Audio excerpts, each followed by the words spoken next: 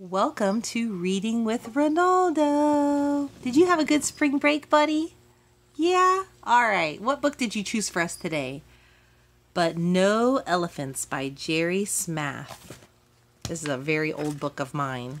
Yeah, I like it too because it's about animals. Alright. Grandma Tildy lived all alone. She worked hard every day. She had no time to play. One day, a man came to her house. He was selling pets. "Would you like to buy a canary bird?" asked the man. "Very well," said Grandma Tildy, "but no elephants." What if they said no bearded dragons? Grandma Tildy was cooking stew. The bird wanted to help, so he sang a song for her. It made Grandma Tildy happy. That night they sat down to eat the stew together, and it tasted better than ever before. The next day the pet man came again. "Ronaldo, would you like to buy a beaver?" "Very well," said Grandma Tildy, "but no elephants." What if she said no bearded dragons?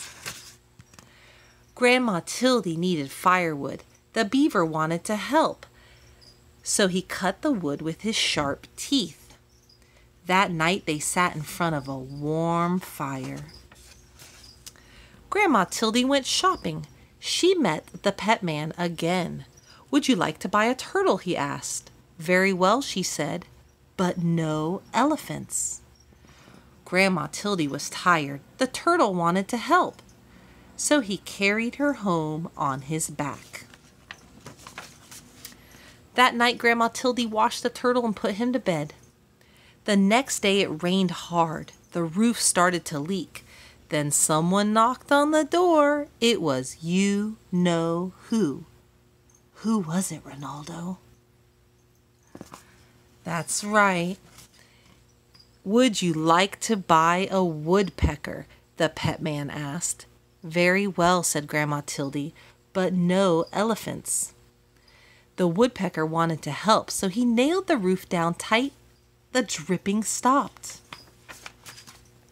That night they all danced together in a warm, dry house. The days got colder and colder. Grandma Tildy put food in jars for the winter. "I don't like the cold," she said. Just then, the pet man appeared.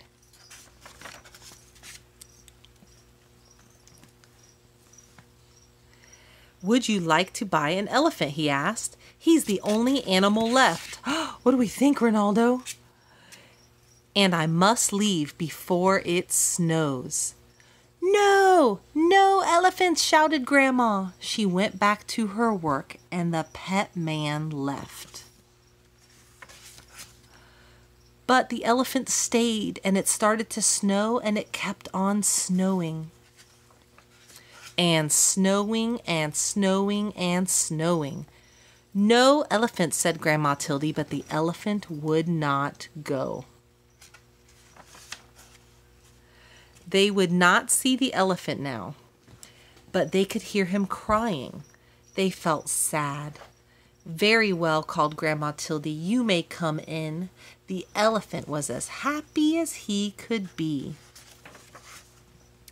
But the elephant had a problem. He could not fit through the door. What is he going to do, Ronaldo? So they helped to push him inside. "Oh dear," said Grandma Tildy, "I hope the floor is strong. This is a very old house." Outside, the snow kept falling. Ronaldo, the story's not over yet. But inside the house, it was cozy and warm.